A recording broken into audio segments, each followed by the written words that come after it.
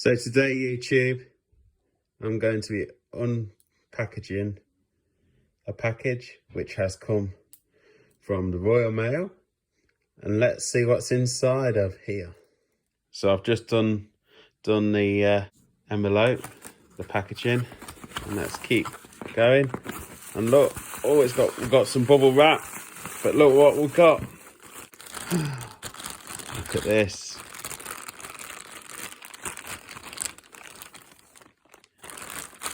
Original Boss OD-1. Look at that. It's in good nick as well. Not bad for its age. This is original Japanese Boss OD-1 with 2 knobs. So made in Japan. The serial number, I'm going to get that off. You can get that off easily, but the serial number's inside. But yeah, it's the original Tube Screamer, isn't it? This came out before the 808 and the TS9. This is the original. Boss actually made the Tube Screamer. Apparently it's all stock, from what I know. It's all stock, and it's all original, apart from the rubber grommet, which always goes on Boss pedals. It's a common thing.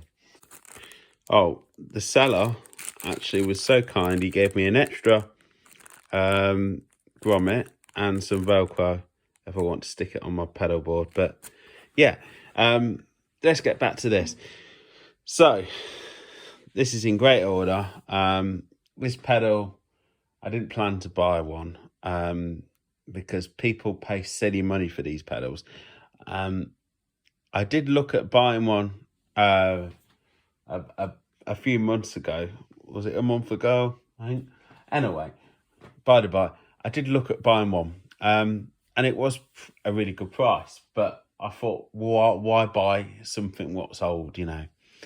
And also, it was from 1984, so it was one of the last ones they made. So I just thought, well, when you can buy like a brand new Maxon Tube Screamer for 120 quid, 100 quid, why would you buy an old OD-1? Do you know what I mean? From 1984. Even though it was a good deal, I just thought I couldn't see the sense in it. So anyway, I guess I was speaking to one of my friends and he was talking about pedals and stuff.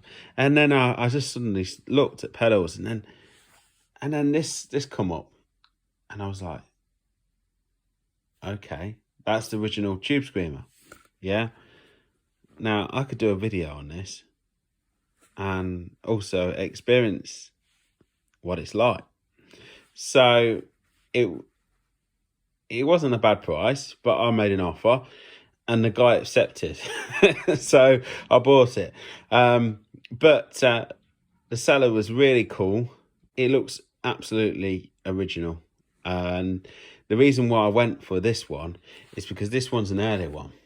And apparently some of the early ones have like a longer chip. So if your early one has got the longer chip, then it is worth, you know, more, just because it's more collectible. Some of the early ones had 1 year, I think, a silver screw. Some people put on a silver screw on some of them, but this one is original early black screw. And this one dates back to 1980, actually, from the serial number. So it's quite early. So it could have the long chip, it could have the smaller chip. It could either have one of them, but it doesn't really matter because it was such a good price. And I went for it as well because it was like 4 years earlier than the one I was going to buy originally. And I thought, well, I'm going to get this. This is an early one. This is from 1980 and it looks in pretty good nick, to be honest. It's been played. And to be honest, I will play it and probably chip it even more.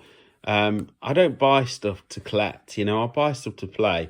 So if this sounds like shite, I will basically sell it on, but or keep it for a while and then sell it on, because this is only going to go up in value.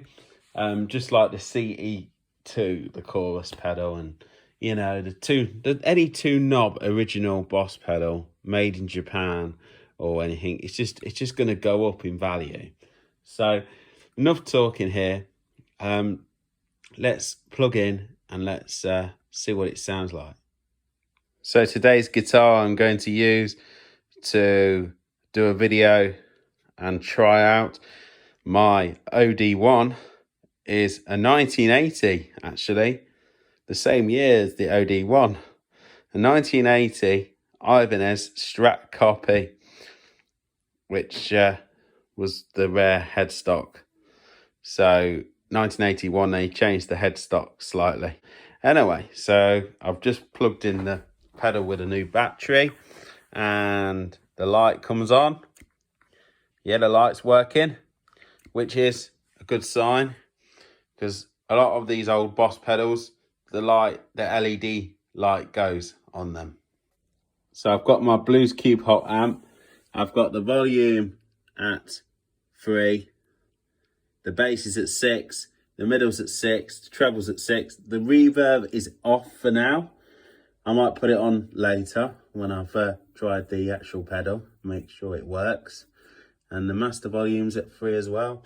And I'm on that setting there on the power control. Okay, let's plug in. So just the amp on its own without the pedal. Engaged. G chord.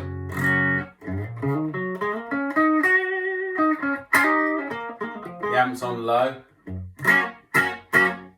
That was the bridge position, neck position.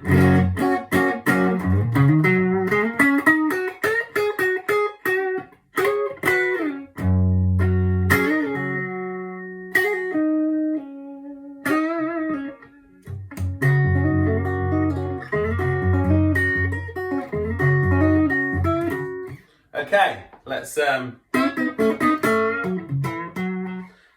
engage the pedal, and we'll start with level at 12 o'clock and drive at 12 o'clock. The overdrive. There's only 2 knobs, so just a little background on the OD-1. It was basically the first sort of compact overdrive pedal ever made. Yeah, made in 1977. And it was like the first Tube Screamer, and then after that the Tube Screamer came after this. They took Boss's idea, they stealed it, and yeah, they made it so famous, probably more famous than Boss, but really this is the original. Yeah, 2 years in production, so it's still pretty early. Let's see what it sounds like anyway. So I'm going to engage the pedal. This is the neck position.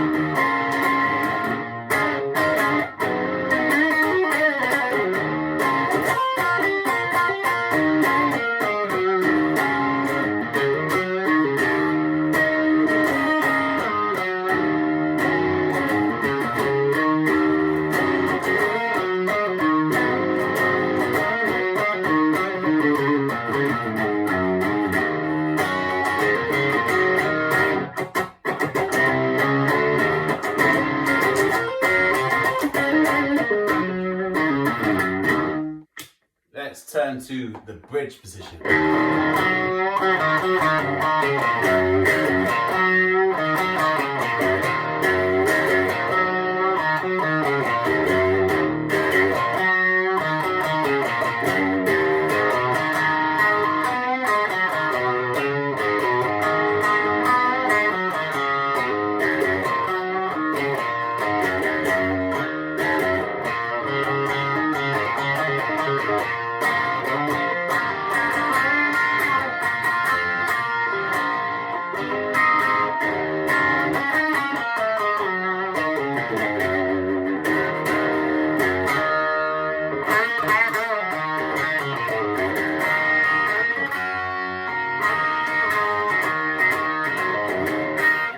Okay, let's turn up the drive to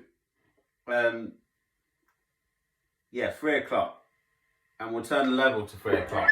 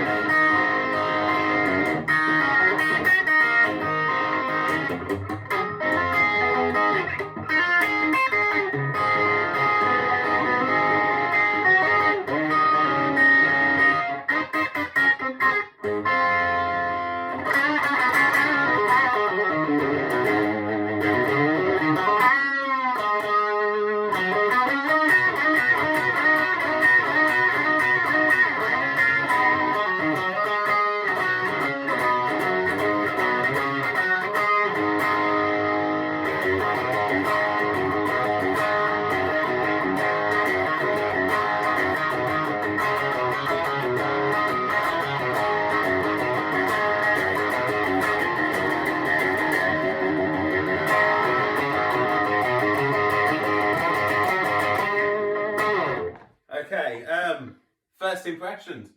This pedal is very, very good. Is it worth, £250? I would say no. Keep your money.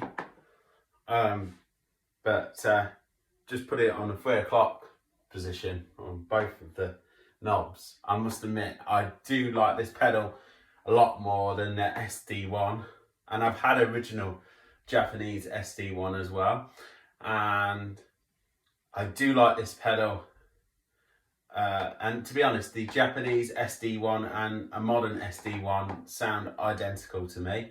I've tried the OD-1, a good pedal as well, but different to this, definitely different. I like it, but it's not worth, it's not worth £200 or £250, or some silly person would probably pay, well, probably not 300, but I think that's going over the top. But I don't know, people ask all sorts of prices, don't they? Whether they get it, don't know. My opinion, your vintage Bosch Overdrive pedals are worth about 150 quid, which is a fair price.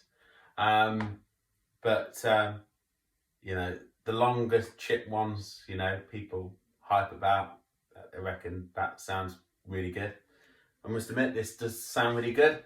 Is it the longer chip one? I don't know. Is it the smaller chip one? I don't know. But, the person I bought it from, they seem, genuine and everything. It was a sweet deal. Another musician like myself probably had it years, he's had his fun with it and he's moved it on. And just one of them things, right time, it came up, just right time, bang. I'm really happy with it. I don't know about the chip thing, you know, I'm not really obsessed like some people are over that, but this pedal sounds really good, and I can see why people actually hype about it, but I do not think it's worth that money what people are asking now, or just because it's old, you know. It's like anything, some people ask for these old Ibanez guitars crazy money as well, and same with Japanese Squires, you know, they're just going through the roof with money, you know, prices. And yeah, so let's turn up the overdrive, let's turn up the level, and let's see where it acts, and then we'll go a bit, you know, less drive and see where it ends. So this is everything: neck pickup, drive is on full, level is on full.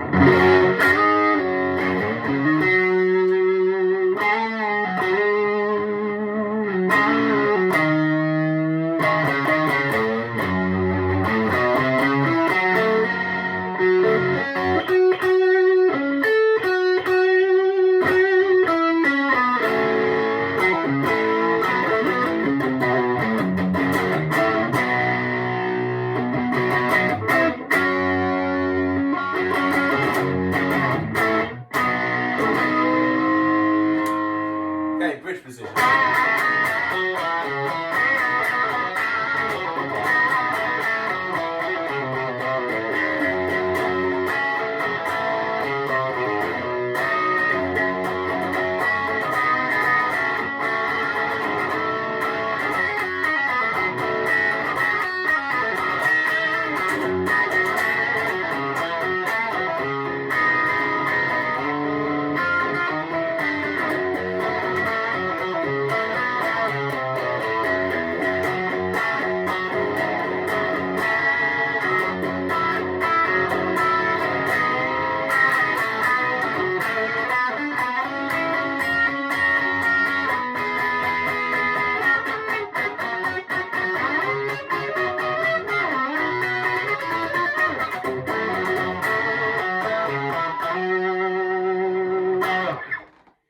Yeah, it sounds really good. This does sound a little bit different to the Maxon, which had the JC chip in it. So this gives me an indication, who knows, I will let you know later on, that this might be a really early one with the 14 pin chip. But who knows? I don't know. But that's the reason why I bought it as well, because the earlier ones are meant to be worth more. So yeah, so it was another reason why to buy it, isn't it? You know, you have to justify sometimes.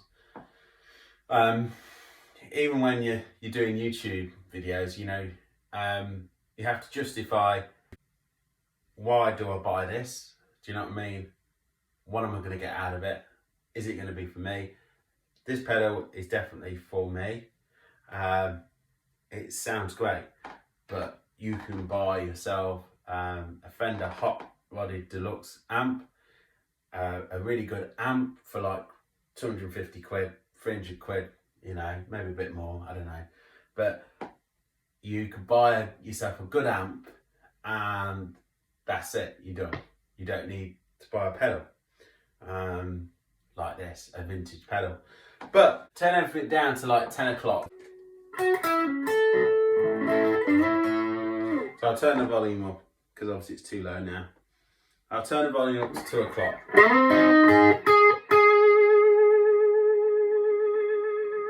It sustains really well. The guitar's really good anyway, and the amp's good.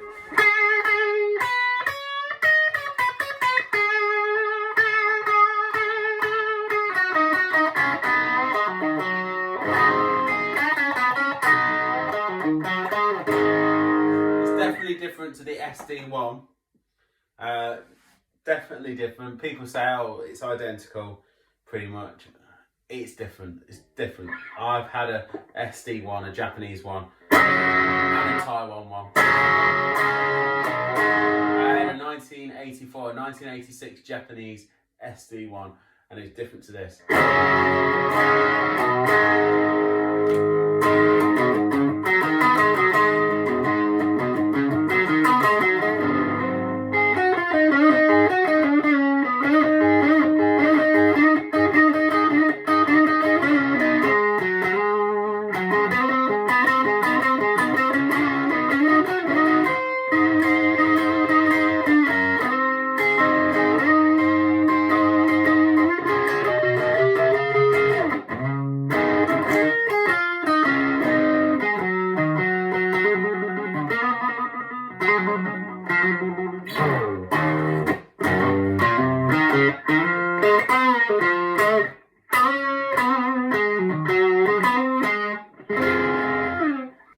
So I'm going to put the overdrive to like 7 o'clock.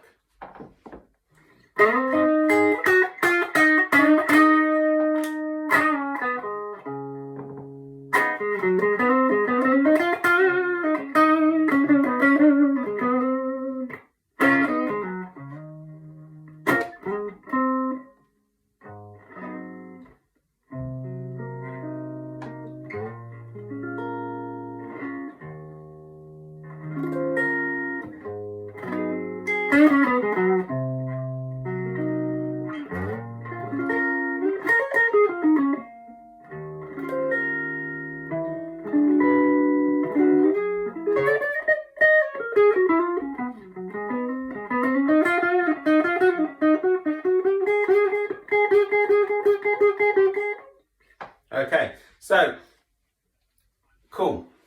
Yeah, sounds good. 12 o'clock again.